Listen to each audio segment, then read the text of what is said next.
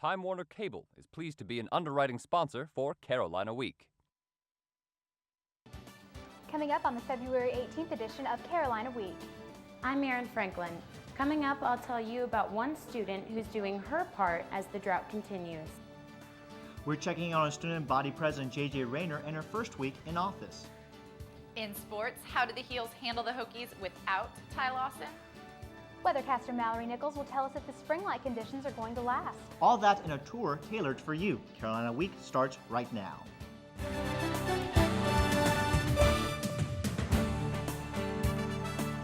From the James F. Goodman Studio in the School of Journalism and Mass Communication at the University of North Carolina at Chapel Hill, connecting campus and community, this is Carolina Week. Hello and welcome to the Monday edition of Carolina Week. I'm Carly Swain. And I'm Jonathan O. Thank you for joining us. Well, with only 2 days left, the Water Conservation Challenge against NC State is quickly coming to an end. Now, although State had the lead after the first month of the challenge, reports now show that UNC is ahead. The schools are judged in 3 categories, including highest gross reduction, highest percentage of reduction, and lowest average amount used. UNC is currently winning 2 categories. The challenge ends on Wednesday when the 2 schools meet again on the basketball court. Now, Orange County could be in Stage 3 water restrictions by the end of the month. Reporter Erin Franklin is in Carroll Hall. Erin, this is something we all need to take seriously. It is, Johnny, and many students on campus are making greater efforts to conserve water. I spent the day with one student who's made lifestyle changes to limit water waste. Claire Tromba begins her daily routine like most people, only she uses much less water. A big pet peeve of mine is leaving the water running when you brush your teeth or wash your face, just because it's not doing anything. It's just going down the drain. The average student uses more than 80 gallons of water per day, and Tromba says that's way too much. People don't understand that there is such thing as wasting water because they just feel like you can extract it as much as you want from the tap, and there's always going to be something there, and that's not true. Tromba says there are easy ways you can save water during everyday tasks. And in order to conserve water, I usually fill up one of the sides of the sink. It's also more efficient to do a lot of dishes at once. You can get more dishes clean with less water. And why stop in the kitchen? Students can also limit water waste in the laundry room. I like to wash jeans by themselves, so if I don't have very many jeans to wash, I'll ask around with my friends and see if we can all wash collectively. I just try to do as little laundry as possible because I also don't really enjoy doing it. Whether or not conserving water conflicts with convenience, Tromba says everyone has a social duty to use water wisely. I think that people can make a change, and they should. Johnny, this shows how important it is for us to pay attention to our daily consumption of water. Erin Franklin outside the newsroom. Thanks, Erin. Even as citizens are working hard to conserve water, the forecast for Orange County's water supply isn't looking good. University Lake is one of the main water supplies, is now at 40% of its capacity, a big drop since January. There's only 165 million gallons of water left in the lake, equivalent to 6 months' worth of water. University Lake is almost 7 feet below normal level, and OWASA says little improvement is expected through early spring when reservoirs typically refill. And joining us today is Associate Professor in the Department of Geography, Charles Conrad, to give us a little insight about why we're in such a sustained period of drought. Thanks for being here today, Professor Conrad. There's a couple of reasons we have, such a serious drought going on here. Big thing is we have a really big rainfall deficit over the last year. That's the main reason, but when we look back in the past, we've seen some worse rainfall deficits, but what's really added to it is the fact that we had a heat wave last summer, so water use went way up. And of course, as everybody knows around here, there are a lot more people moving into this area, put a lot more of a drain on the water resources. And how much longer are we looking at this drought, Professor? That's really a hard question to answer. In one way we could say the drought's kind of asleep right now. It seems kind of wet out there, the soils and so forth, but bodies of water are still pretty low, the reservoirs that we get our water from. It all depends really on how much rain we get in the next couple of months. Who is it in our area that's going to be hit the hardest with this drought? Well, obviously the people, the industries that use the water. I would say power washing businesses, car washes, that sort of thing. And what does this mean for the spring? Well, again, that's really a hard question to answer. You know, let's hope that we keep on getting rainfall. We're down a little bit in terms of rainfall this year, but if we keep getting it, I think things will get a little bit better, but it's going to take a lot of rain to really get us out of this drought. All right. Now, how can students here at UNC make a bit of a difference? Well, I've already heard some really good ideas, but I think by far the biggest thing students need to do is take short showers. Professor Charles Conrad live in our newsroom. Thank you, Professor. You're welcome. Today's President's Day, and in honor of that, we're taking a look at all things political. That's right. Coming up, we'll show you what some presidential hopefuls and president-elects have been up to.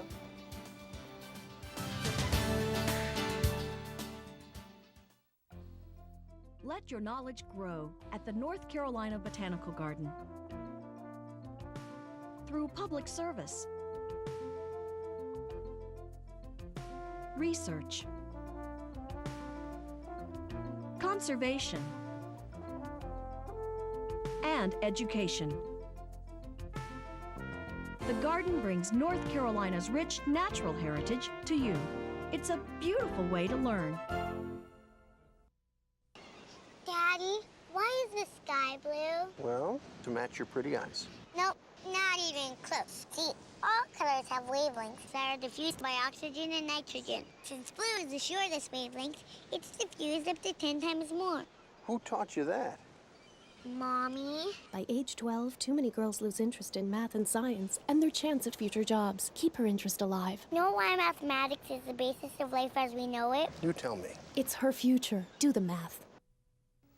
Presidential hopeful Barack Obama took a trip to the Tar Heel State yesterday. He met with his former opponent John Edwards at his house in Chapel Hill. Obama and Clinton are both fighting for Edwards' endorsement with the hopes of gaining the support of his delegates.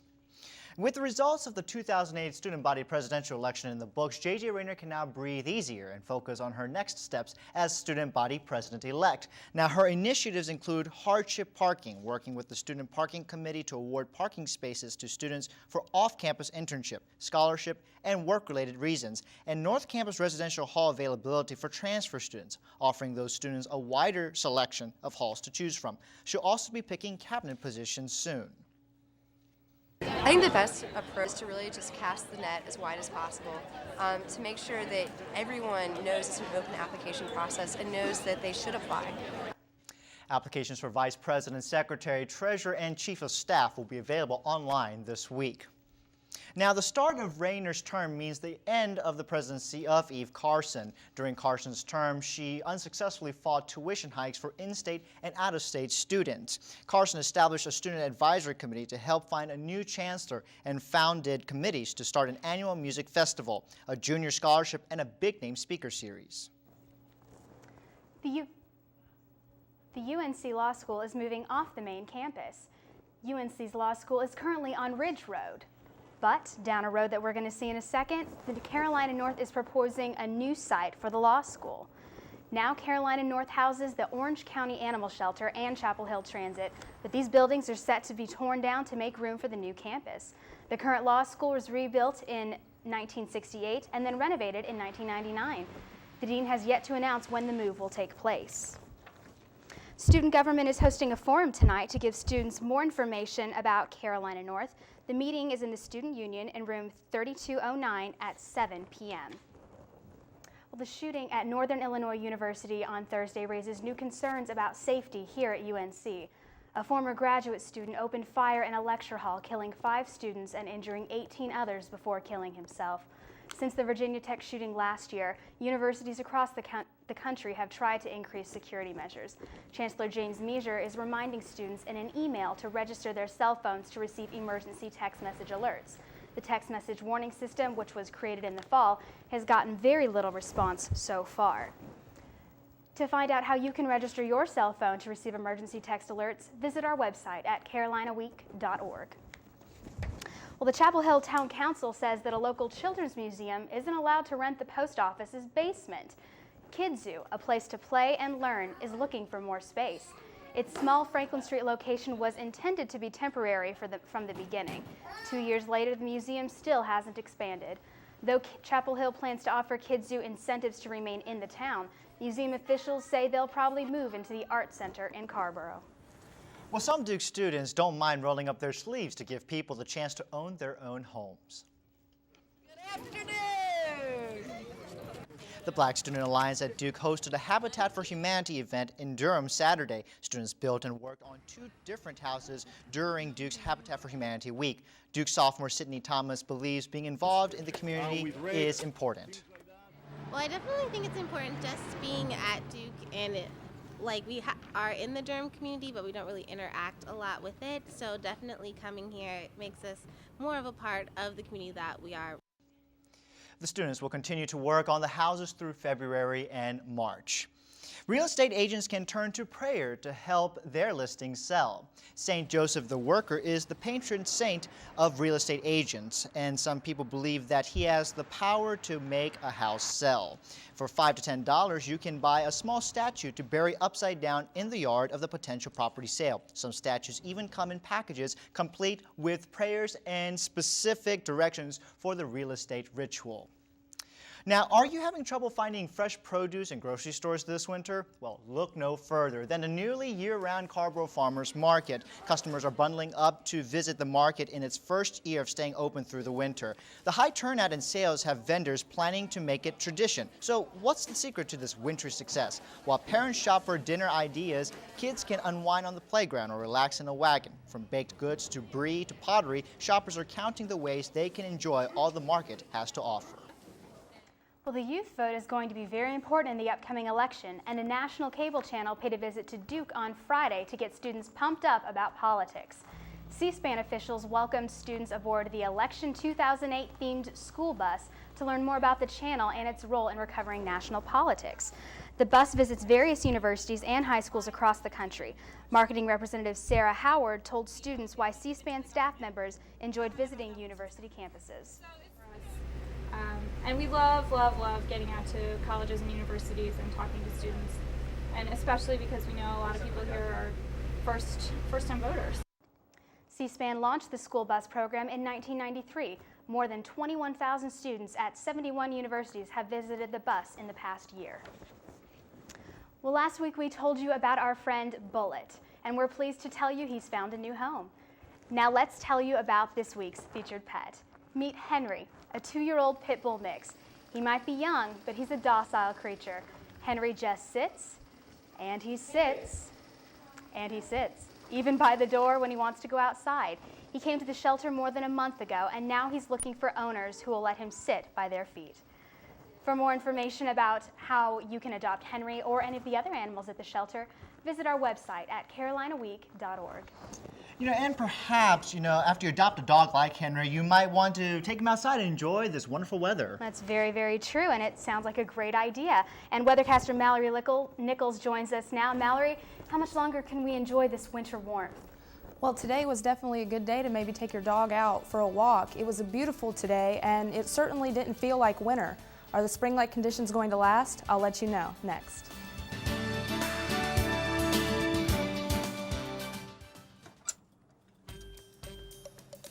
Hey man, what's up? Not a whole lot, man. Just waiting on the bus. How about you? But you got your bike. Yeah, so? How you can do that? Oh, you can put your bike on the bus. It's easy. I'll show you how. Oh. First, pull the rack down. Then, just lift your bike and place the tires in the rack. Finally, lift the lever and snap it into place to hold your bike securely. Chapel Hill Transit, working for you.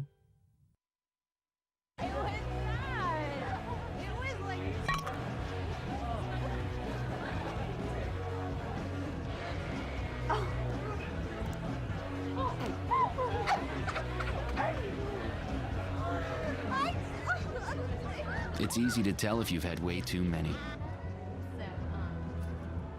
But what if you've had just one too many? Buzz driving is drunk driving.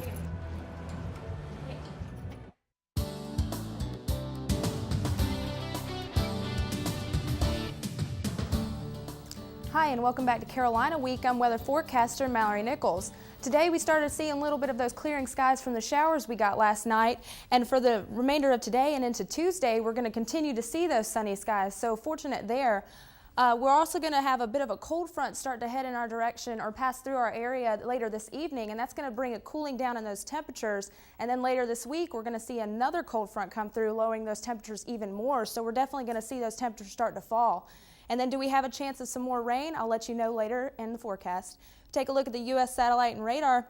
You can see that cold front, or the rain associated with the cold front, which is actually out ahead of the cold weather. That went through us today, and it's starting to push off the eastern coast as of right now. So our skies are going to start to clear up as well. And out to the west of us, there's a lot of rain and cloud going on out west as well, with all of the low pressures out heading in our direction right now. If we take a closer look at the southeast, you can see a little bit of a closer look at that clearing behind the cold front, and then that moisture that was associated with that rain that we had last night. And then if we take a closer look at Raleigh, you can see there was a little bit of some severe thunderstorms that went through Wilmington earlier today, and of course last night we did have a lot of severe weather towards the southeast of us, but that's pushing off the coast. Raleigh, you can see, is in a bit of a clear air, in some clear air right now, so we saw sunshine for the afternoon of Monday, and then we'll see that continue into Tuesday. Take a look at the current surface.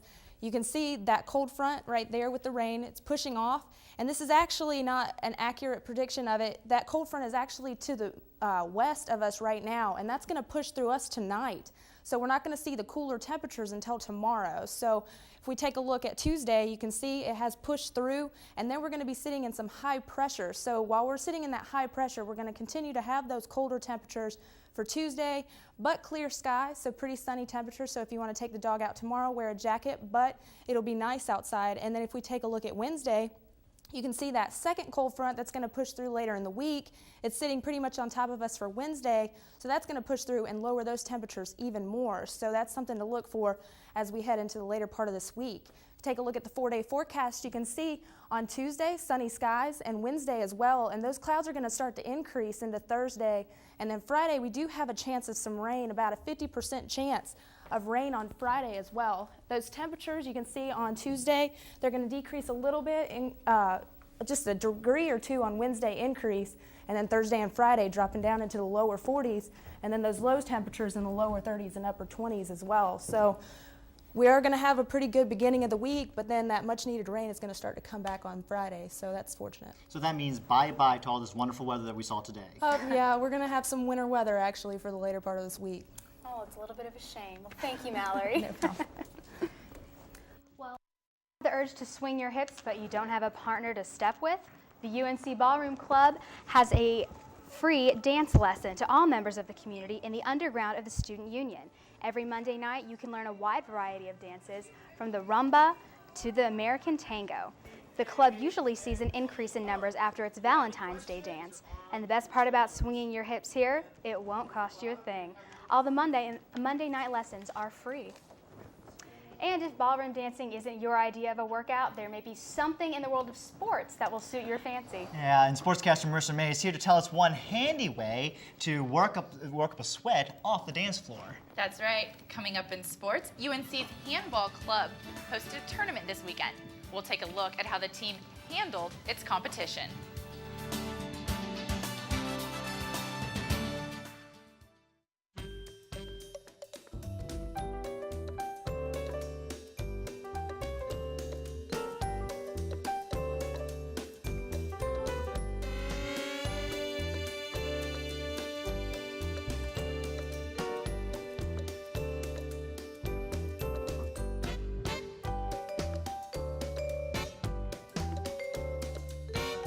Awaken your creativity. Do your thing at the Art School at the Art Center in Carrboro.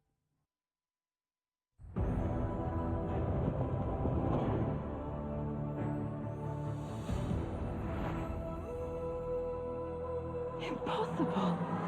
When you open a book, you can explore new lands, meet new friends, and discover new adventures. There are amazing possibilities when you open your mind to reading. You can log onto the Library of Congress website and let the journey begin.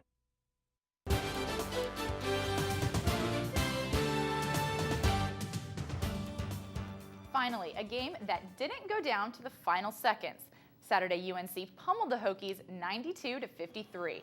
Despite an abundance of injuries and illnesses on the Carolina bench, the Heels had no problem thwomping Virginia Tech. Ty Lawson is still out with a sprained ankle, but other injured players didn't let their ailments slow them down. Deion Thompson hyperextended his knee at Virginia, but still scored 4 points for the Heels on Saturday. Danny Green has the flu, but he managed to keep his team and the fans excited and even knocked down 12 points. Tyler Hansbrough, who had 9 rebounds and 23 points, played with an infected toe. And then there's Quentin Thomas, who managed to get a career high of 6 rebounds despite back spasms. All in all, Saturday was a good day for the boys in blue. The women's basketball team continued its dominance Sunday. The unfortunate victim, Florida State. The Heels had a great first half, due in part to good control by guard Satara DeGraffenried, getting the basket here and drawing the foul. And Carolina also used its aggressive defense all afternoon to fight for rebounds. And the Heels' perimeter defense kept the Seminoles at bay. Sylvia Hatchell looked to Rashonda McCants to give the Heels a lift, and she did just that, making basket after basket from layups to baseline jumpers. McCants even included a few highlight moves. Her 18 points tied Orlana Larkins' effort as the tandem led the Heels to victory. Carolina travels next to Miami on Thursday. The women's lacrosse team taught the Loyola Greyhounds a crucial lesson Friday night in the season opener. If you play with fire, you're gonna get burned. Welcome to the thrill, ladies. The Heels' shifty moves and brutally physical play proved too much for the Greyhounds. That's number 39, Corey Donahue, getting jiggy with it. She had a pair on the day. The force is strong with that one. A little shake and bake here, and, well, Megan Bosica helps. Forget about it. She hooked up 2 more times for the hat trick. Let me introduce you to my friend, Wonder Woman. Maybe you've heard of her? In our game, we forced a lot, many turnovers. We had to run up and down, but just like keep pushing. That was like our theme for the game. So I'll just say that, keep pushing through. UNC's women lacrosse team ranks among the best with this year's freshman class, and the rookies had the chance Sunday afternoon to strut their stuff against Denver. Here's freshman Corey Donahue slashing one of her game-leading 5 goals for a 5-3 Tar Heel lead. The Pioneers closed on the Heels with this Karen Morton goal, trimming the score to 6-4 at break. But the Heels' offense erupted amid the clouds. Amber Falcone assisted Chelsea Parks to make it 12-6, and Julia Ryan threw in the dagger as the Heels extended the lead to 14-7, eventually sealing the game 15-9. Following Donahue's scoring raid, Coach Jenny Levy said there's still more to come from the freshman. Corey's great. We've been saying since the fall she's going to be a special freshman for us. She's by far the most complete attacker I've ever seen as a freshman, and she's going to have a tremendous impact on our program this season. Moving on to men's lacrosse, Carolina blasted through Bellarmine 15-2. The Heels got behind 2-1 early in the game, but fought their way back to a 13-point lead. That's UNC's biggest winning margin since 2001. The Lady Tar Heels tennis team was back at home Sunday against the Florida Gators. After defeating top 10 teams UCLA and USC last weekend, the 5th-ranked Tar Heels faced another top 10 foe. The Gators doubles tandem proved too much for the Heels, however, sweeping the 3 matches. The Tar Heels needed to win 4 out of the 6 singles matches, but came up a few games short. Fortunately for the Heels, sophomore Sanaz Morand continues to win this season. The Tar Heels' next home match is Friday against Northwestern. Also going at the Gators this weekend and testing its undefeated record was the softball team. Friday afternoon, junior pitcher Lisa Norris got the Heels rolling, throwing a no-hitter in a 3-0 win against Stetson. Saturday morning brought big numbers for the Heels as they clobbered College of Charleston 16-0. But the big challenge is when the Heels faced number 10 ranked UF. UF handed the team its first losses of the season, 4-0 Saturday and 1-0 in 9 innings on Sunday. You might not be able to find the score on Tar Heel Blue, but Aaron Summers tells us how UNC fared in its annual team handball tournament. Fans came out to see players from 12 different teams, including New York, Georgia, and Carolina's own. Pool play began Saturday. The playoffs and medal rounds took place on Sunday at Fetzer Gym. Coach Dr. John Silva hopes to promote the already popular international sport. Team handball is the second most popular team sport in the world behind soccer, but it's not that well known in the United States. In the United States, it's a club sport, much like soccer in Europe is a club sport. But what exactly is handball? It's a combination of soccer and basketball. Players dribble, get fouled, and must shoot against a goalie. UNC player Alex McGlynn boasts Most Valuable Player honors from 2005, when he helped carry the Heels to their third national championship. I was a returning starter, then our goalie was a returning starter, and other than that, we're all new. So it's a young team, but we've been playing real hard. But Silva says UNC remains one of the elite clubs. West Point and UNC are the only two university teams that are in what's called the elite division. USA Team Handball, all the other clubs are in Division I or Division II. Sunday's championship game brought a familiar West Point team and a club New York team into a closely fought battle for two 25-minute halves. At the end of the weekend, it was New York outscoring West Point by just 1 point, earning the Carolina Blue Cup Tournament gold medal. In Chapel Hill, I'm Erin Summers, Carolina Week Sports. You know, not a lot of people know much about the sport of handball. That's actually the first I've seen about it, but apparently UNC has an intramural team here and a club team here. Wow, and when I was young, actually, I was reading a sports magazine that had a feature about handball, and I was thinking, imagine a ball that could fit in your hand and you throw it into a goal, but it's different from like a basketball. And I mean, like, it's dangerous for me because I can't throw a ball with anything, so. I mean, and it looked very intense. It definitely did. And so, I mean, if you want to check it out, you have a lot of options here on campus to see it. That sounds great. We might have to do that. Thank you, Marissa. All right.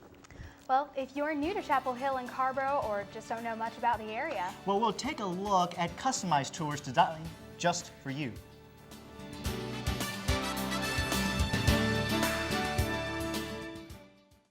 A day in the life of Chapel Hill Greenways, brought to you by Chapel Hill Parks and Recreation.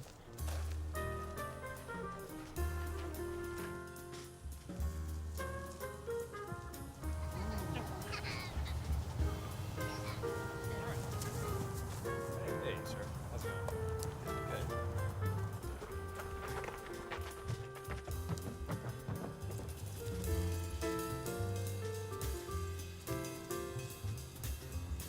For more information, please call 919-968-2784 or pick up a map at any town facility.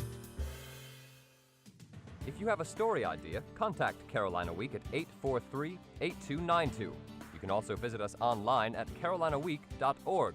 If you have questions about this program, write Carolina Week at Campus Box 3365, UNCCH, Chapel Hill, North Carolina, 27599.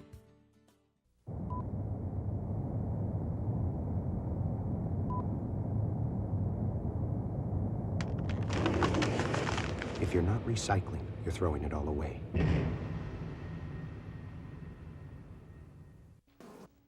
Originally a railroad depot, Carrboro has grown to quite an exciting little town. Reporter Kamisha Darden shows us how Carrboro has tours tailored to anyone's taste. Located about a mile or so from Chapel Hill, Carrboro is a community thriving with entertainment and culture. With its diversity, organizers can easily customize a tour of the town to anyone's taste.